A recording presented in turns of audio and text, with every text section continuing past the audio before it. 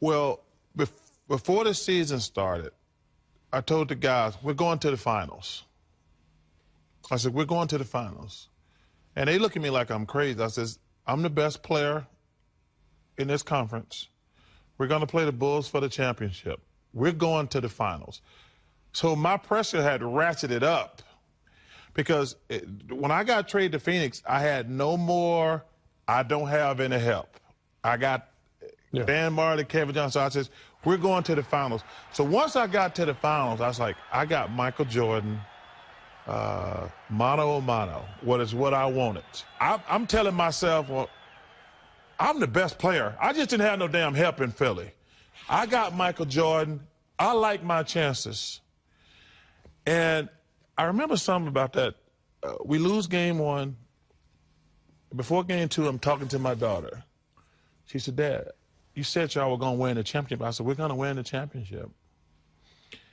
And I get back home that night and she's crying. She said, Dad, I don't know if y'all going to win. I said, baby, I don't know if we're going to win either. I said, I've never lied to you, but I told you we were going to win the championship. She says, and I played great. I think I had 42, something like that. But Michael had like 50. And I remember sitting talking to her. I says, I think this guy might be better than me. And I never said that about another basketball player in my life, ever. But I remember being so depressed that night. I said, I don't know if I can beat this guy. So that was frustrating. But that was not until the worst night of my life in Game 6. When Paxson, so we lose game 1 and 2 at home. We win game 3, we lose game 4, and then we win game 5. And I says, we're gonna win this thing. And we go back home, it's a great game. Then Paxson hits the 3. Well, Pippen got the snap. Here's Paxson for 3. Yes, the Bulls take a 1-point lead, and Phoenix calls for time. Here's Johnson. Johnson gets, no, he could not get it off. Knocked away by Grant. It's all over. And I was just in shock when it was over because I had to, I was frustrated because I couldn't wheel my team past Michael and the Bulls. And it, first of all, I don't think I've ever gotten over it, number one. But that was traumatic. I stayed up for like a day and a half. I just couldn't sleep. And I was so frustrated because there was like 2 plays in that game where I had the ball and Scott and Horace Grant doubled me so hard because we had to lead the whole game. And Paul Westphal called my number twice, and Horace and Scott had made me pass the ball. And I'm still mad to this day that I should have been more aggressive, but it would have been a bad basketball play. But that to me was just a traumatic, awful night in my life. What is that locker room like, Charles, after that? Is there anger in there? Is just their frustration? Is it just head hanging?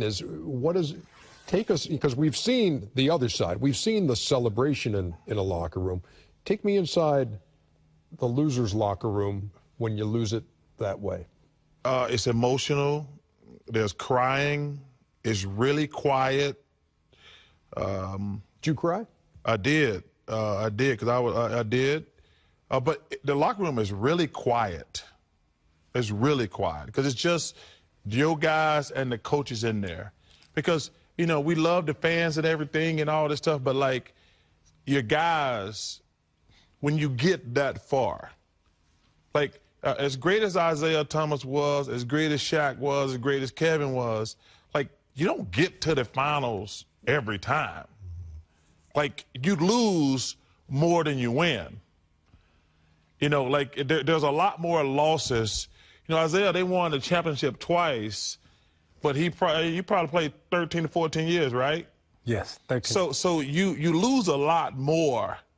Like, Shaq played 20 years, and he was blessed to win the championship 4 times. So 16 times, you're down and depressed, and it sucks. And it's just really quiet, and it's painful. And you haven't gotten over it?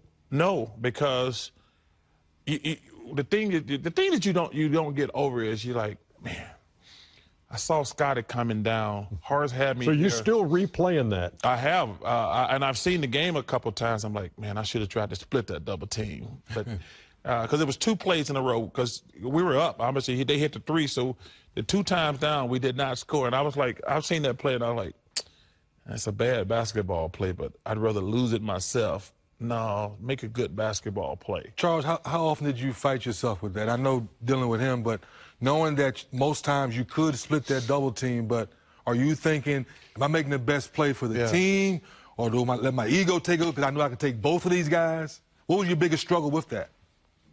You have to trust your teammates, because I see guys all the time like, dude, you can't split a double team, especially Horace Grant and Scottie Pippen. They're 2 great 16 long arms. Yep. Because the thing is, not only, see, the other thing is, you got them 2 guys box you in, and then you see Black Cat. That's what we used to call Michael. You see Black Cat like right there. He's like in the safety position. Like if you don't throw it perfect, he's gone with it. So I know I made the proper basketball play, but you're just like, man, because you always say, could I have done more? You always say that.